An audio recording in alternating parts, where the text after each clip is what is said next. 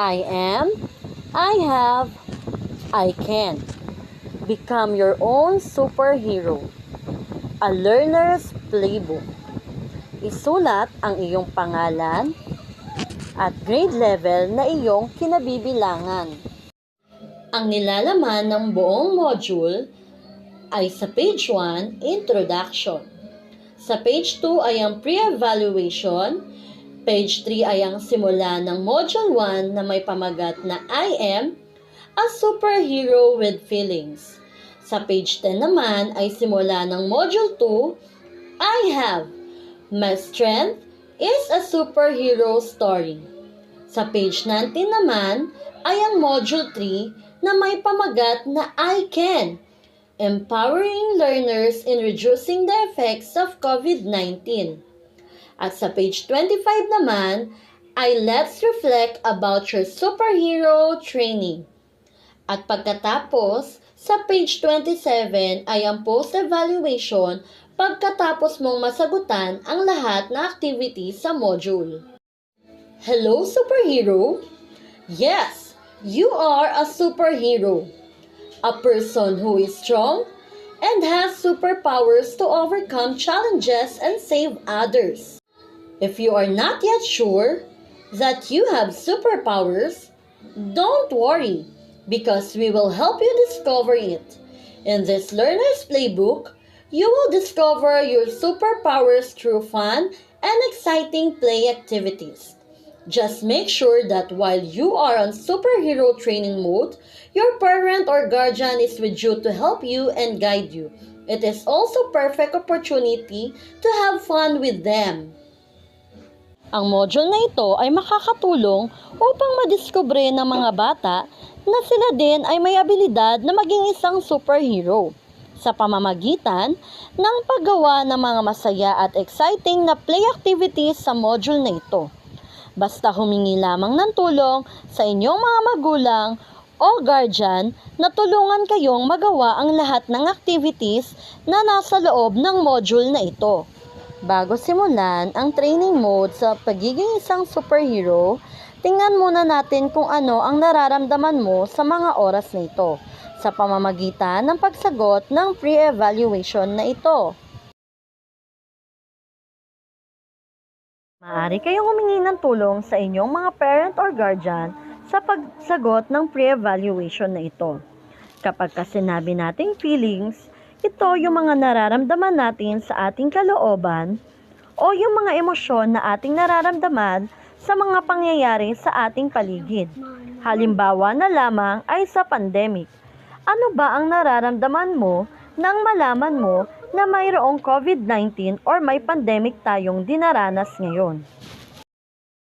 Ang mechanism naman ay ating kakayahan kung paano natin tutulungan ang ating sarili na maiugnay ito sa mga nakakabahalang sitwasyon na ating nararamdaman o nararanasan.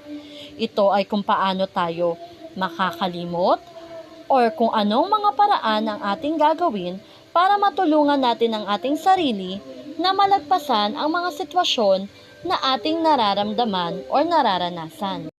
Iguhit mo ang masayang mukha kung oo ang iyong sagot at malungkot naman ang mukha kung hindi. Sa una, natutukoy mo ba ang iba't ibang nararamdaman mo sa araw-araw? Halimbawa, natutukoy mo ba kung ikaw ay masaya? Kung ikaw ay malungkot, natatakot, o kinakabahan? Kung ito ay natutukoy mo, iguhit mo ang masayang mukha. Pero kung hindi mo kayang tukuyin ang iyong nararamdaman, iguhit mo ang malungkot na mukha. Sa pangalawa naman, naibabahagi mo ba ang lahat ng iyong nararamdaman sa iyong mga kaklase, sa mga kaibigan, sa iyong guro o sa iyong mga magulang at guardian? Halimbawa, kapag ikaw ay masaya, nasasabi mo ba ito sa kanila? Iguhit ang smile face kung oo at sad face naman kung hindi. Sa pangatlo naman, ay alam mo ba ang kahalagahan ng pagbabahagi ng iyong mga nararamdaman sa ibang tao? Kung oo, iguhit ang masayang mukha at kung hindi ay malungkot na mukha. Sa pang-apat naman, alam mo ba ang iyong mga kalakasan? Kung oo, masayang mukha. Kung hindi, malungkot na mukha. Sa panglima naman, kaya mo bang ipakita ang iyong mga kalakasan? Kung oo, masayang mukha. At kung hindi, malungkot na mukha.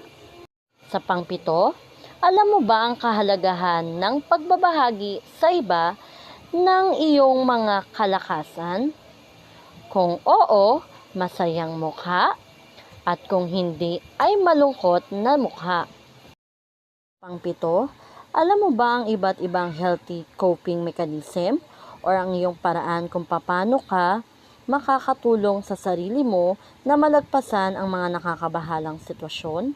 Sa pangwalo, kaya mo bang ipakita ang iyong mga ginagawang healthy coping mechanism para makalimot o matulungan ang iyong sarili sa mga nakakabahalang sitwasyon? Siyam, alam mo ba ang kahalagahan ng pagpapakita ng iyong healthy coping mechanism?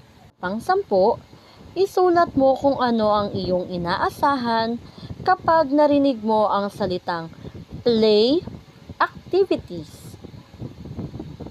Sa bahaging ito, ay papakinggan o babasahin mo ang COVID-19 Comics number 2 bago mo sagutan ang mga gawain sa sumusunod na module.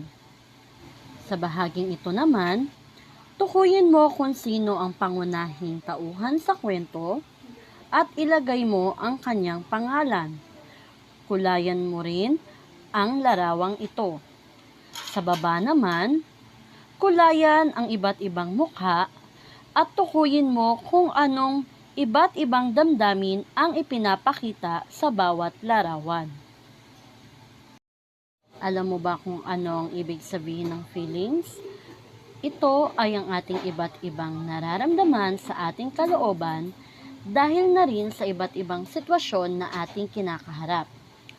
Mayroong sad o malungkot, happy o masaya, angry o galit, surprise or nagugulat, hopeful or umaasa, at scared or natatakot. Halimbawa, masaya ka kapag ikaw ay nakakakain ng gusto mong pagkain at nalulungkot ka naman kapag hindi ka nakakalabas dahil na rin sa COVID-19 situation. Sa bahaging ito naman, ay iguhit mo kung ano ang nararamdaman mo pagkatapos mong marinig o mabasa ang storya ni Nina at ng kanyang pamilya. Sa bahaging ito naman ay gagawa tayo ng puppet. Pero tandaan mo na kailangan mong magpatulong sa iyong mga magulang lalo na at matalas ang mga gunting na iyong gagamitin. Kailangan mo rin ng lumang medyas, mga art materials, mga recyclable materials kagaya ng lumang dyaryo, magazine, mga gamit na papel, mga karton, at mga kahon. Katulad ni Nina, tayo rin ay nakakaranas ng iba't ibang emosyon kapag tayo ay na-expose sa virus. Tayo rin ay maaaring matakot, kaya ipakita mo ang iyong nararamdaman sa pamamagitan ng paggawa ng puppet. Simulan mo sa paggawa ng mata, ilong, bibig, at tainga sa pamamagitan ng paggamit ng kung anong meron ka lang na art materials at recyclable materials na mayroon sa inyong tahanan.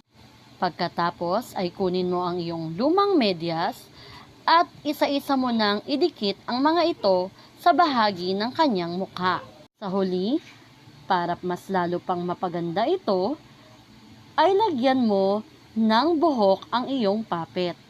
Gamit ang puppet na iyong nagawa, sabihin mo ngayon kung anong nararamdaman mo. Mag-enjoy ka na laruin ito kasama ang iyong mga magulang o guardian sa inyong tahanan. Ito ay isang optional activity. Maaari din silang gumawa ng face mask gamit ang washable face mask, mga art materials, recyclable materials at gunting, at dapat din na magpatulong ang mga bata sa kanilang magulang dahil matalas ang scissor. Ang unang gagawin, kumuha ng washable face mask, designan ng face mask, lagyan ito ng mukha at ipakita kung ano ang kanilang nararamdaman. At kapag tapos na, isuot ang face mask na ito at kumuha ng selfie kasama ang kanilang mga magulang. Maaaring gamitin ang mask sa pagpapakita ng iba't ibang nararamdaman ng mga bata. Sa pinakahuling bahagi ng Module 1, sa bahaging ito sa taas, ay isusulat ng mga bata ang kanilang naisip at naramdaman sa paggawa ng activity.